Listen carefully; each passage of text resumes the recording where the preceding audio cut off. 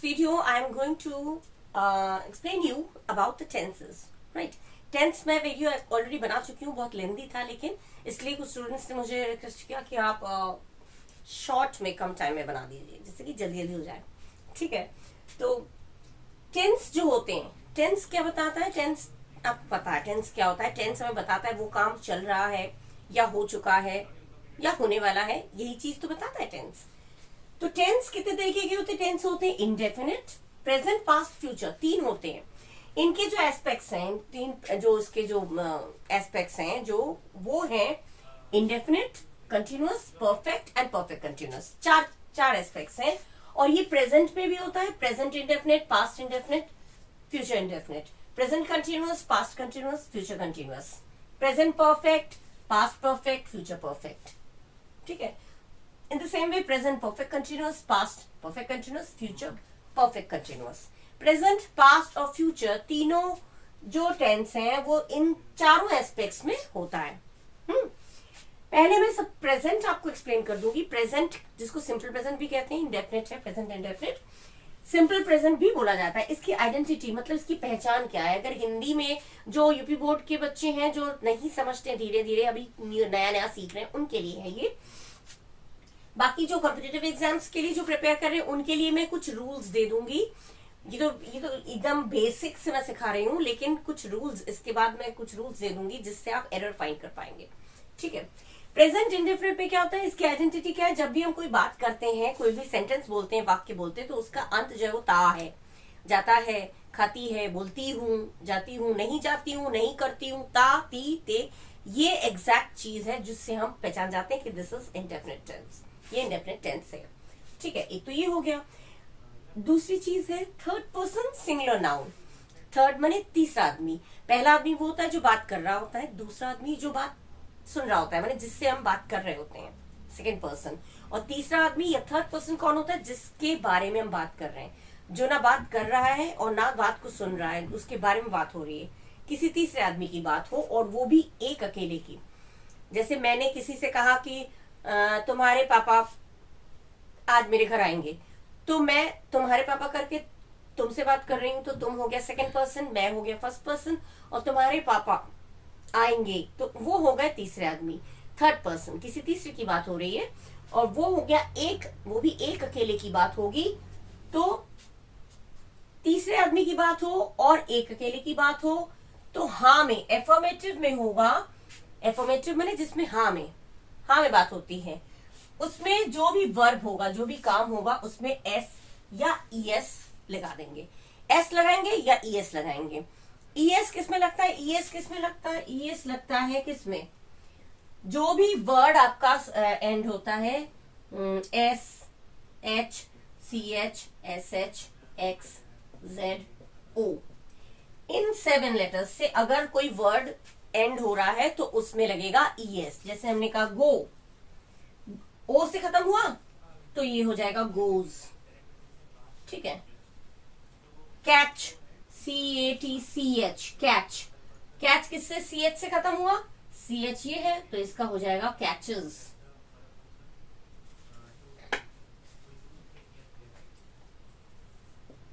Catches, ES लगा। लेकिन अगर कैच हो गया, वॉच हो गया, ठीक है, और अगर राइट हुआ, WRITE, राइट, तो राइट में WRITE में केवल S जुड़ेगा, न कि ES। इसमें ES नहीं जुड़ेगा, ओनली S जुड़ेगा, क्योंकि E से खत्म है, E यहाँ पे नहीं है, तो उसमें केवल S ऐड होगा, ES ऐड नहीं होगा। ये नॉर्मल सी चीज है, ज्यादातर लोगों को मालूम होगा।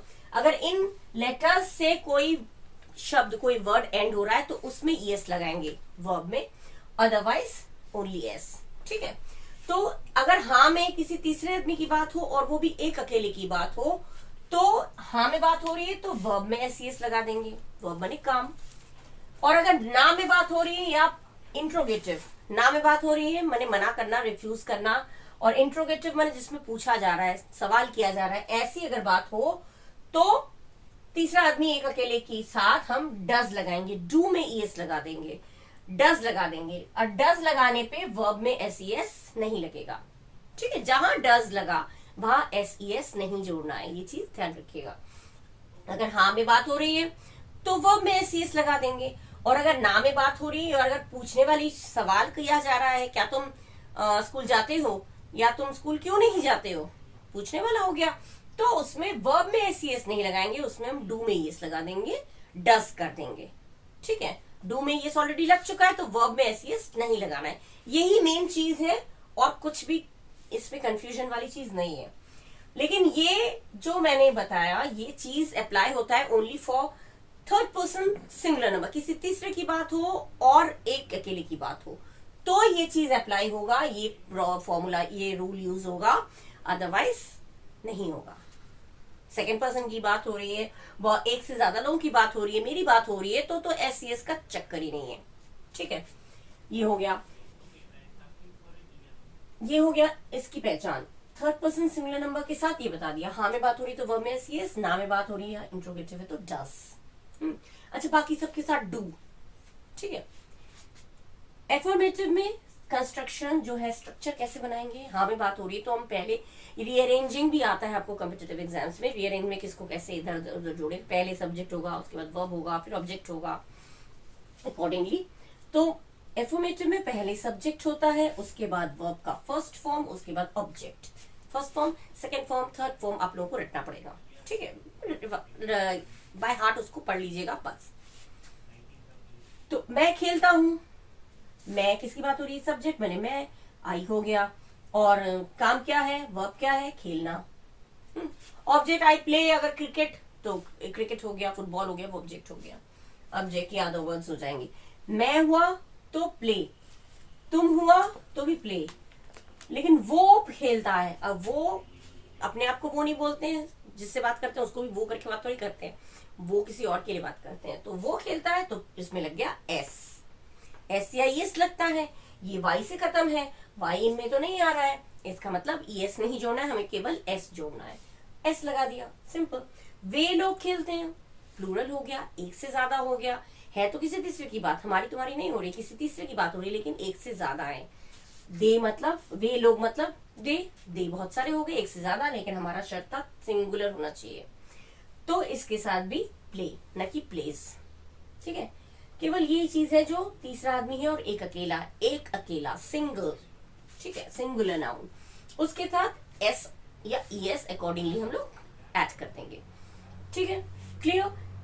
एफर्मेटिव में इस तरह से होता है। नेगेटिव में हमने क्या बोला, नेगेटिव में डू डज लगता है।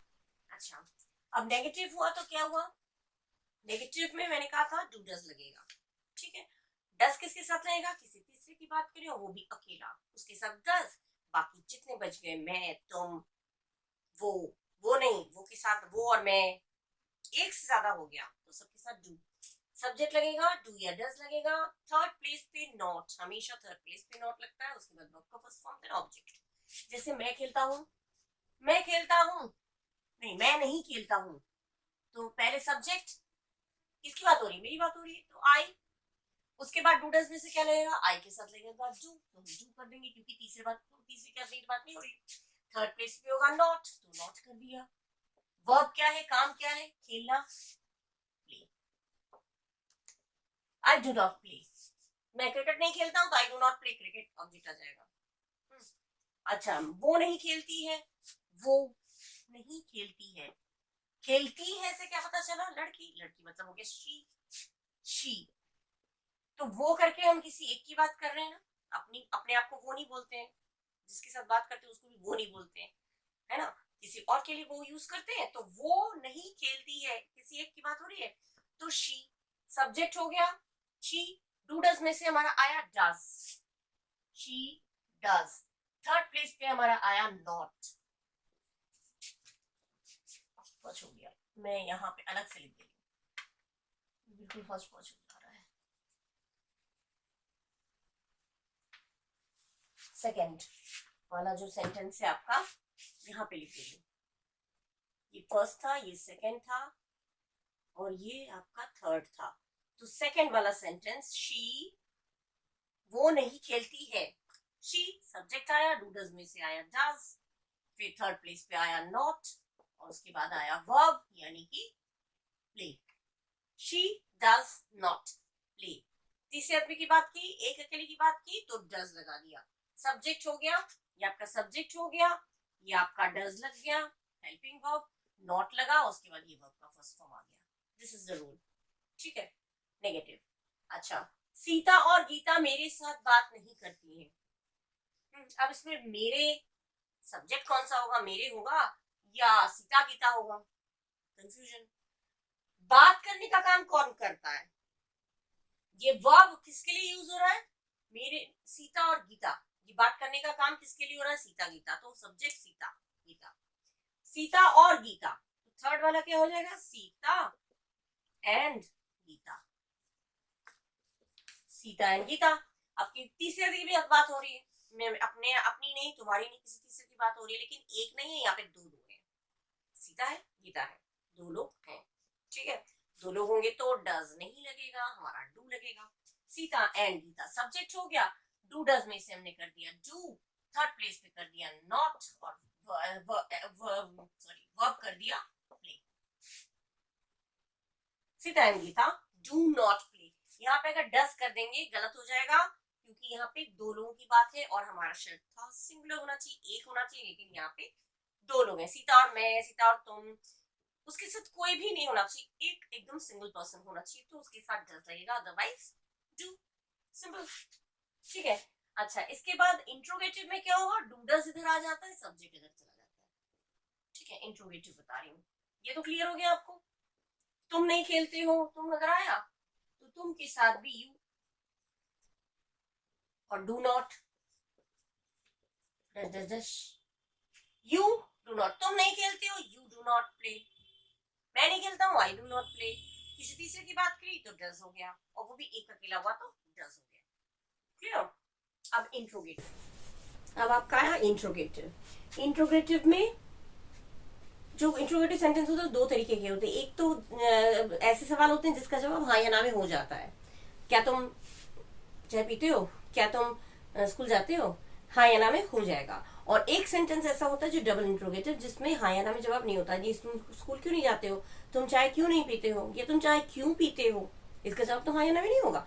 तो दो तरह के सेंटेंस है, जिसका जवाब हाँ या ना में हो जाएगा उसका सेंटेंस, उसका स्टार्ट हम करेंगे सेंटेंस डू डज से। और जिसका जवाब हाँ या सॉरी जिसका जवाब हाँ या ना में नहीं होगा उस सेंटेंस को हम क्वेश्चन वर्ड, उसमें किसी प्रश्नवाचक एक शब्द होगा, क्वेश्चन वर्ड होगा, उससे स्टार्ट करेंगे। जैसे क्या तुम चाय पीते हो? हाँ या ना में हो जाएगा, हाँ मैं पीता हूँ, नहीं मैं नहीं पीता हूँ, हो जाएगा ना। तो इसको हम क्वेश्चन वर्ड से नहीं, फिर हम डू डज से स्टार्ट करेंगे। डू और डज का तय हम तब करेंगे हमारा सब्जेक्ट कौन है उसको देखते हुए। हमारा सब्जेक्ट कौन है, किसकी बात कर रहे हैं? तुम्हारी बात कर रहे हैं। तुम के हिसाब से डू डज में से क्या आएगा? ऑब्वियसली डू आएगा, क्योंकि तुम तो कोई थर्ड पर्सन नहीं है, तीसरा आदमी नहीं है, तो इसमें आ गया हमारा डू। डू, उसके बाद सब्जेक्ट यू, नहीं की बात हो नहीं रही है, स्किप कर दीजिए, सीधा आ गया काम टेक। ड्रिंक नहीं बोलते हैं, और ऑब्जेक्ट हो गया टी। चाय कॉफी को ड्रिंक नहीं बोलते हैं। Do you drink tea? Do you drink coffee? नहीं होता। ड्रिंक उसमें होता है जिसमें एकदम गड़गड़ करके पी जाते हैं, उसमें ड्रिंक होता है। चाय कॉफी हम सिप लेके पीते हैं, तो उसमें ड्रिंक नहीं होगा। Do you take tea? Do, do does में से एक चीज आया, सब्जेक्ट आया, नॉट है नहीं तो नहीं की बात तो होनी की, वर्ब आ जाएगा टेक, और उसके बाद आ गया object tea. Do you take tea? ठीक है। क्या तुम स्कूल नहीं जाते हो? अब ये हो गया नेगेटिव भी आ गया, फिर तुम की बात हो रही है, तो तुम के हिसाब से डू नहीं। क्या तुम स्कूल नहीं जाते हो? हाँ डू, डू आ गया यू, फिर आया थर्ड नंबर पे नॉट, फिर आया वर्ब का फर्स्ट फॉर्म गो। कहा go? To school. Do you not go to school? बहुत लोग होम के पहले भी टू लगा देते हैं, टू होम। टू होम नहीं होगा, इसलिए भी स्कूल के लिए टू लगा दिया, होम के लिए टू क्यों नहीं लगा? क्योंकि टू लगता है किसी नाउन के पहले, और होम कोई नाउन नहीं है, होम किसी जगह का नाम नहीं है। होम घर तो कहीं भी बन जाता है, एक कहीं भी उसको घर किसी पर्टिकुलर प्लेस का नाम नहीं है।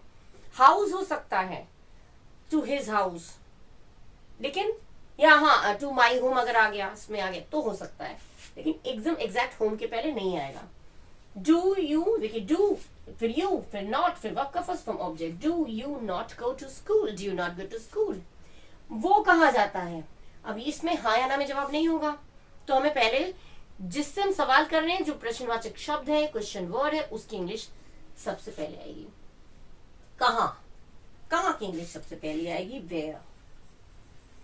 वेयर आ गया। अब डूडस में से हम तय क्या करेंगे, सब्जेक्ट कौन है, बात किसकी हो रही है, वो की। वो मने मैं अपनी नहीं कर रहा हूं, सुनने वाले को भी वो नहीं बोल रहा हूं, मतलब किसी तीसरे की बात हो रही है। वो कहाँ जाता है, और वो एक ही अकेले की बात हो रही है। वो तो एक अकेला है, जाता है, ऐसे पता चल रहा है लड़का है, तो ही लगेगा। तो ये तो सब्जेक्ट की जगह ही लगेगा, लेकिन तीसरे आदमी की बात हो रही है और एक की बात हो रही है, तो हो जाएगा does. Where does, where does. अब सब्जेक्ट हो गया ही, अब उसके बाद आ गया वर्ड, वेयर डज ही गो।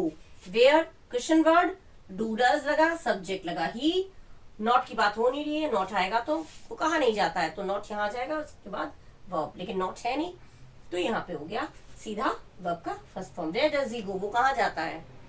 इसमें तो हाइना में जवाब नहीं होगा, तो इसलिए इस तरह से आता है। ठीक है, नेक्स्ट है वो बात क्यों नहीं करता है। वो बात क्यों नहीं करता है। अब यहाँ पे क्यों आ गया, क्वेश्चन वर्ड है, तो वाई सबसे पहले क्वेश्चन वर्ड आएगा, वाई। वो, फिर वो किसी एक की बात हो रही है, तो वाई। डू डज में से आया डज, क्योंकि तीसरे की बात है, वाई डज। सब्जेक्ट हो गया ही। फिर फोर्थ प्लेस पे, इसमें ऐसे फोर्थ प्लेस में आएगा जब क्वेश्चन वर्ड यूज करेंगे, तो नॉट जो है वो फोर्थ प्लेस पे आएगा, अदरवाइज नॉट हमेशा थर्ड प्लेस पे रहता है। ठीक है, वाई डज ही, फिर आया नॉट, वाई लगा, फिर डू डज में से डज लगा, ही लगा, नॉट आया, अब आएगा वर्ब। वर्ब क्या है, बात करना, टॉक। वो बात क्यों नहीं करता है, why does he not talk. मेरे साथ बात क्यों नहीं करता है, to talk to me, with me. Why does he not talk, question word, do does, subject, not और टॉक। ये हो गया आपका प्रेजेंट इंडेफिनिट या सिंपल प्रेजेंट, ये आपका कंप्लीट। ठीक है, यही चीज, this thing you have to remember. कैसे स्ट्रक्चर इसका कैसे हुआ, ढांचा कैसे तैयार करना है, पहले कैसे होगा, उसके बाद कैसे होगा, this thing you should keep this in mind, right. Otherwise everything is very simple, सब कुछ बहुत सिंपल है। ये हो गया आपका प्रेजेंट इंडेफिनिट, और you can see simple present complete, right.